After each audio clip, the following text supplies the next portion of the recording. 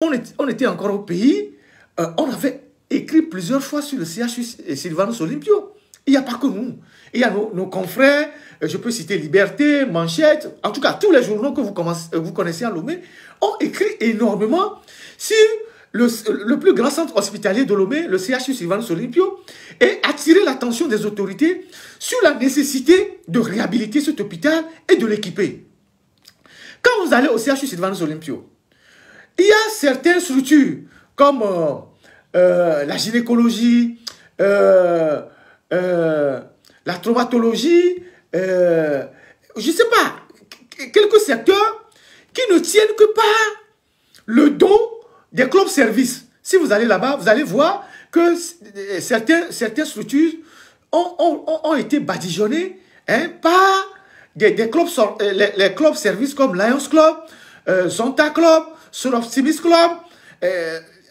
Autant que vous les connaissez, les structures les clubs services, c'est eux qui vont pour réaménager, réhabiliter les blocs opératoires, les salles d'admission des enfants, qui offrent des... Non, c'est pas normal.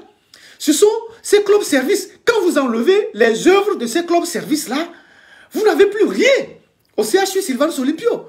Quand vous allez, vous voyez comment les bâtiments ont été badigeonnés, ont été réhabilités, c'est les clubs services. Et certains clubs services, après avoir fait ça, ils laissent leur signature, leur empreinte. Donc vous voyez ça visible sur les murs.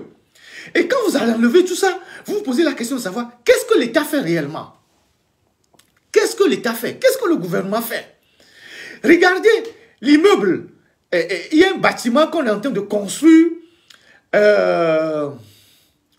du côté... comment on appelle ce côté-là? Le côté du château, au fin fond du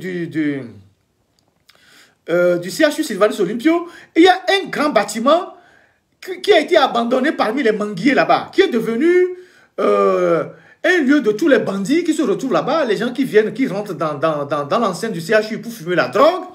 Il y a ceux qui sont là-bas, certains qui squattent là-bas. Il y a les chauves-souris qui ont élu domicile là-bas. Il y a les rats, toutes formes de saleté. Ce bâtiment était en train d'être construit dans les années 90. Je pense que c'était au temps du ministre Agbitra. C'était un projet de la Banque mondiale pour essayer d'avoir de nouveaux bâtiments équipés. Et ce bâtiment est resté abandonné depuis bientôt 30 ans. 30 ans ou 28 ans que ce bâtiment est là-bas. Et on ne peut plus réhabiliter ce bâtiment parce que toutes les structures se sont affaiblies. Parce qu'on l'a abandonné pendant longtemps. Qu'est-ce qui coûte de raser ce bâtiment?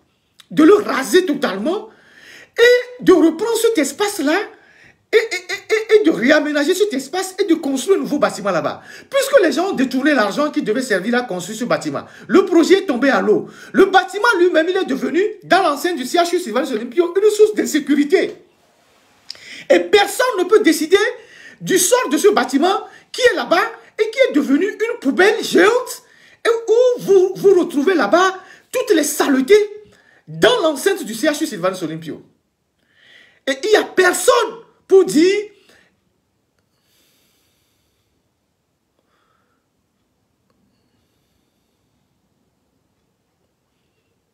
il n'y a personne pour dire je prends la décision de raser ce bâtiment, puisque le constat est fait que l'argent a été détourné et qu'au Togo, on ne poursuit pas les voleurs. Il faut raser ce bâtiment et récupérer cet espace pour faire quelque chose de plus propre, de plus, je sais pas, de plus joli. Donc, ce bâtiment est là. Il est une source d'insécurité. Maintenant, la dernière fois, il y a une polémique qui a surgi après que notre consoeur Emmanuel Sodi ait fait un reportage sur les femmes qui sont couchées par terre dans l'enceinte du service de gynécologie et qui attendent l'accouchement. Parce que le personnel, les paramédicaux justement, depuis 2 mois ou 3 mois, étaient dans une situation de mouvement d'humeur et ils refusaient de travailler. Et donc, notre consoeur a fait ce reportage-là, qui est un reportage assez édifiant de ce qui se passe dans nos hôpitaux. Ça, ce n'est qu'un aspect, ce n'est que la face visible de l'iceberg. Et comme ce reportage a choqué, a fait le tour du monde, le régime s'est empressé à travers ses instruments de répression, comme la HAC, la direction de même de l'hôpital, de pondre des communiqués mensongers et à la limite méprisants pour dire que le journaliste ou la journaliste qui a fait son élément n'a pas fait preuve de professionnalisme. Qu'elle n'a pas fait preuve de professionnalisme parce qu'elle n'aurait pas, selon leur dit, approché la direction de l'hôpital ou approché le ministère ou avoir la version des autorités. Mais ce qu'ils ne disent pas, c'est que ces gens ont été approchés et qui n'ont pas voulu réagir. Ils ont été approchés. Je ne peux pas imaginer qu'une journaliste aussi je sais pas, expérimentée que Emmanuel Sodi, qui travaille depuis des années, puisse faire un élément sans avoir eu la version officielle. Mais quand vous refusez de communiquer et que les gens communiquent, ne venez pas accuser les gens de manque de professionnalisme. Au Togo, il y a une loi qui a été votée au Parlement qui autorise l'accès aux sources officielles. Sauf tout ce qui relève du secret défense. Genre, si on a commandé des armes, s'il y a des trucs sensibles et tout ça, ça c'est classé secret défense. Et donc, on peut refuser de communiquer ces informations aux journalistes. Mais, tout ce qui ne relève pas du secret défense, les sources sont autorisées. Ça, c'est ce que le décret, la loi qui a été votée au Parlement dit. Cette loi-là, elle a été votée juste parce qu'on voulait avoir des points pour gagner le Millennium Challenge, pour dire aux Américains, voilà, nous sommes en train de faire des réformes sur le plan de la liberté de presse. Donc, on libère les sources d'information, les journalistes peuvent travailler tranquillement, on fait des efforts au Togo. Donc, ça a servi, cette loi votée a servi à narquer, si je peux dire ainsi, les Américains pour que les Américains puissent accorder des points au Togo dans le cadre du Millennium Challenge. Mais, dans la pratique, à chaque jour que vous écrivez à l'administration au Togo, pour avoir des informations, l'administration est réticente à vous fournir les informations. Même si vous citez la loi, les gens refusent de vous donner les informations. Donc, dans la pratique, cette loi-là, elle est impossible à appliquer parce que l'administration a eu des consignes sous la table et elle refuse de communiquer. Donc, quand vous avez une journaliste qui saisit la direction de l'hôpital et que la direction de l'hôpital dit nous ne pouvons pas communiquer, il faut saisir la tutelle. La tutelle, c'est le ministère. Et quand on saisit le ministère ne réagit pas. Le journaliste fait son travail. Où est son manque de professionnalisme? C'est quoi son manque de professionnalisme? Il y a qu'au Togo où des gens qui n'ont aucune notion de ce que c'est que le journalisme se permettent sur les réseaux sociaux de donner des leçons aux journalistes. Mais le journalisme n'est pas le métier le plus simple au monde. C'est le métier le plus exigeant au monde. C'est le métier le plus difficile. C'est pas parce qu'il y a des gens qui parlent dans un micro que vous pensez que le journalisme s'arrête là. Non. Si tous ceux qui parlent dans un micro sont des journalistes, donc tous ceux qui sont sur TikTok là, vous allez les appeler des journalistes. Le journalisme, c'est le métier le plus exigeant au monde. Et qui fait que même chaque jour que Dieu fait, vous devez renouveler vos connaissances. Aujourd'hui, avec l'Internet, l'intelligence artificielle, les journalistes sont amenés à renouveler tous les jours leurs connaissances. Et c'est beaucoup de choses qu'on apprend en journalisme aujourd'hui. La cybersécurité, l'investigation, la vérification sous d'autres formes aujourd'hui des sources. Donc, il n'y a que quelques plaisantés qui sont sur les réseaux sociaux pour dire « Ah, tel journaliste n'est pas professionnel. » Qu'est-ce que vous en savez? Ou bien, France 24 qui a fait le sujet, c'est un média des Occidentaux pour salir le Togo. C'est quoi ces raisonnements? Depuis un certain temps, avec cette idéologie qui foisonne en Afrique, dès qu'on sort une information, on dit oui, c'est un média occidental. Ça n'a rien à voir. La question du CHU de Lomé, ça peut être... Nous l'avons écrit longtemps. On a écrit longtemps sur le CHU, depuis le temps de l'ancien directeur, le militaire qui est parti à la retraite. Mais si on écrit et que les dirigeants ne disent rien, et qu'un média occidental, c'est vous qui le qualifiez d'occidental, un média c'est un média, et un média extérieur relaie les faits.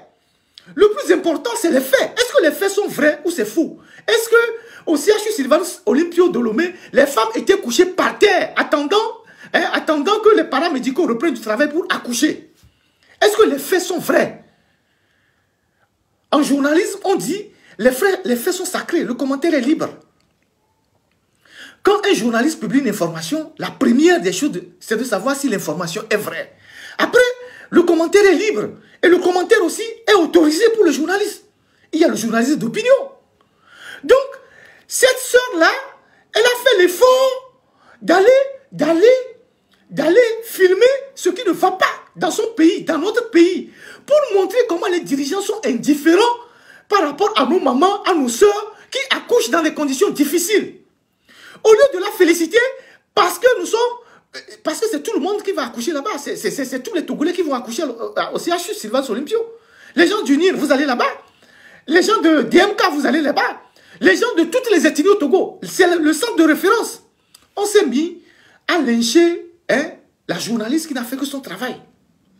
On a trouvé un peu d'argent à quelques plaisantins sur les réseaux sociaux qui ont commencé par insulter sur Twitter, sur Facebook, une journaliste qui n'a fait que son travail, qui a montré les limites du système de santé dans notre pays.